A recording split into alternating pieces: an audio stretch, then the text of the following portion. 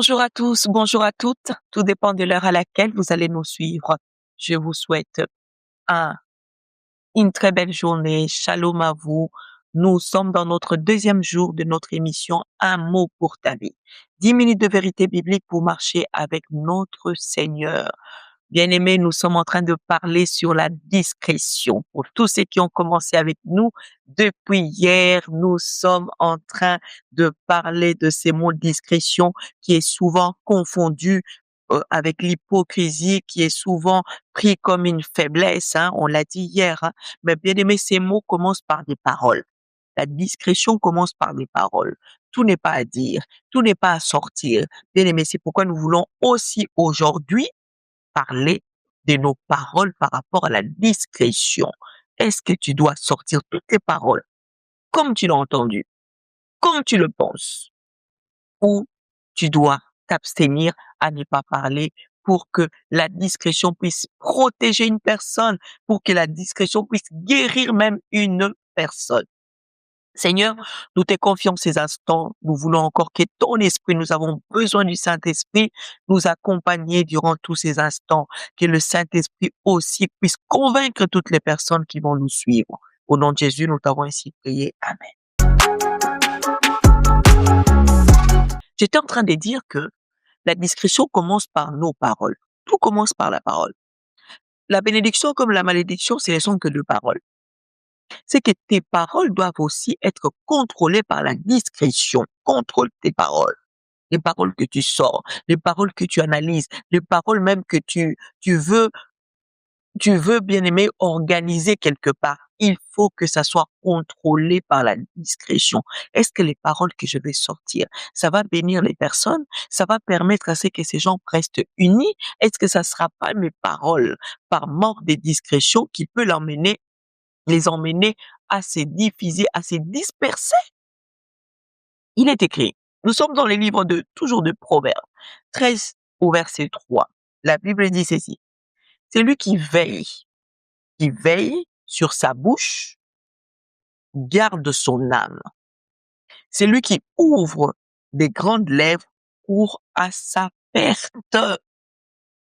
Nous comprenons que nous devons nous-mêmes, soi-même, contrôler déjà ta bouche.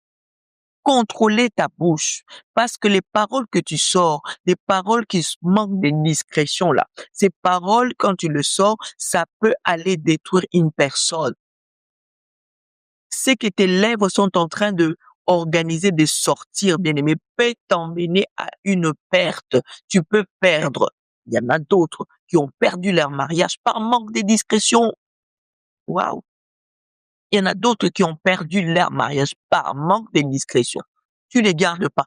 Il y a, bien aimé, dans un couple, les histoires de couple concernent les deux personnes. L'histoire de couple n'a pas besoin d'une troisième personne. C'est le manque de discrétion.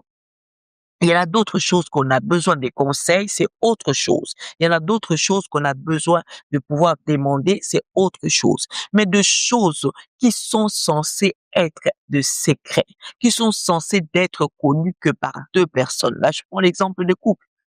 Quand dans un couple, il n'y a pas de discrétion, vous pouvez détruire votre couple. Je m'adresse à un couple. Ah, je m'arrête là à un couple.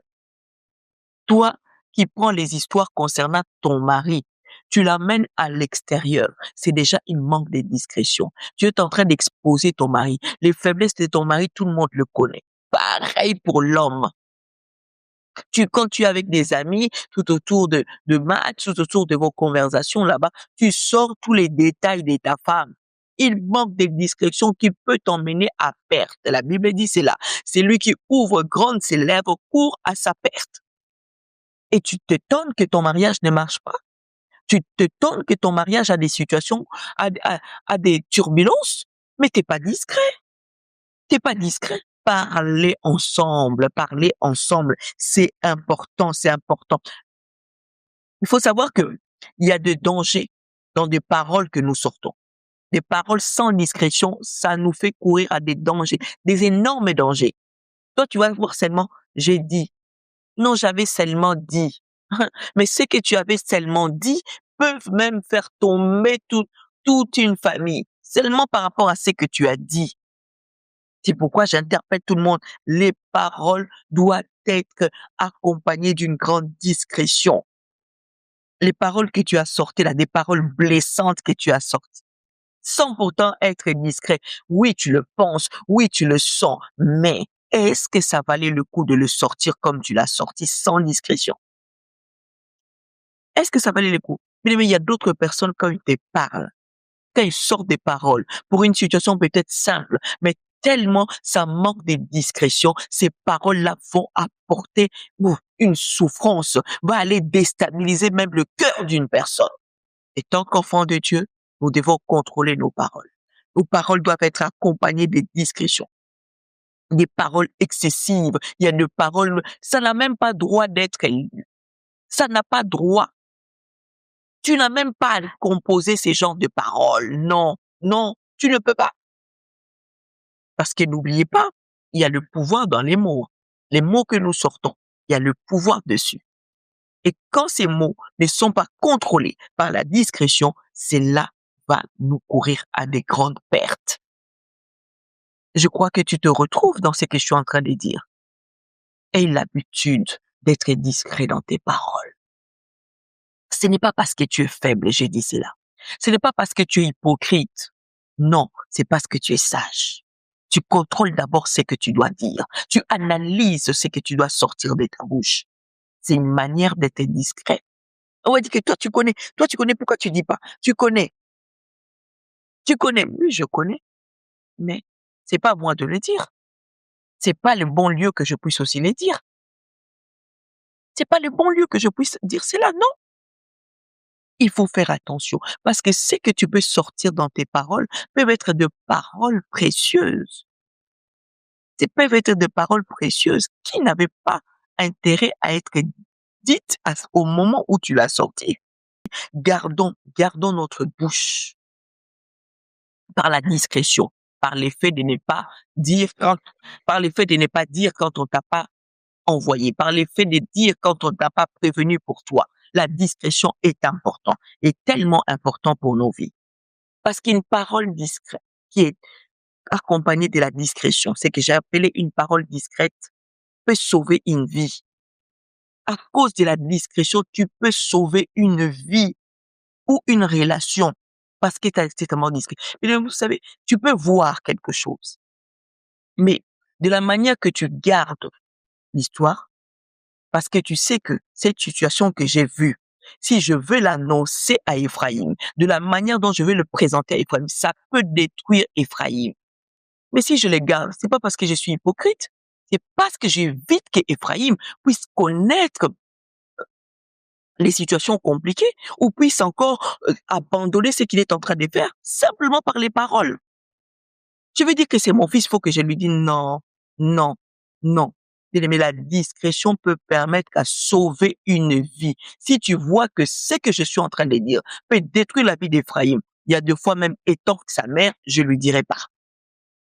C'est pas parce que je suis hypocrite, mais je comprends. Vous comprenez avec moi les niveaux de la discrétion et les niveaux de garder des choses, de garder des paroles pour sauver l'autre, pour sauver la relation de l'autre, pour sauver la vie de l'autre même. J'irais dire. Waouh, ça me fait du bien de parler de tout ça. J'espère que toi aussi qui écoutes cela, ça t'interpelle. Nous sommes arrivés à la fin pour aujourd'hui, notre deuxième jour. Nous allons nous retrouver encore demain. Ne rate pas, ne rate pas.